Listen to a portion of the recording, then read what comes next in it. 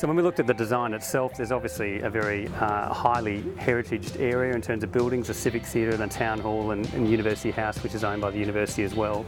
And so we started to look at how we could use materials like sandstone at the base, and we actually used sandstone to really sort of nestle in the whole gathering space at the ground level and carve in this fantastic sort of rich orange ceiling which has sort of resonance with the sort of oakerness over the Australian landscape. Above that, we want to create a very light building, so it's glass.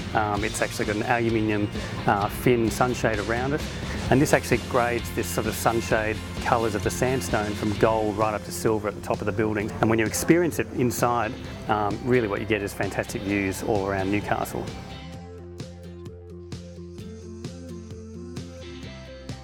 So when we conceived the idea of the building, the massing of the building on the site was really important to protect the heritage of the buildings around it. In the brief, we had to go to 10 stories, which is part of the university's desire for the site.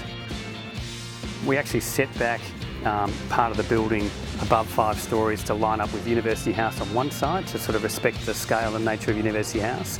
And on the other side, we did sort of a small theatre building and gathering space building, which is only 2 stories high, which respects the civic theatre on the other side. So it does have an alignment with the streetscapes on both Auckland and on Hunter Street.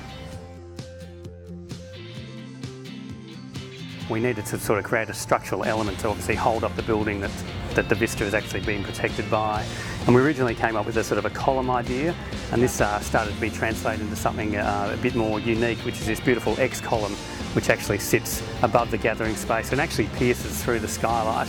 And the idea is that even if you're on the ground floor, you can actually see the X column piercing through the skylight and actually supporting the building up above, and it's a real feature of the building. And part of it in the background was, Newcastle's got a rich history of, steelworks and mining, so to have that kind of aesthetic of the building was sort of important.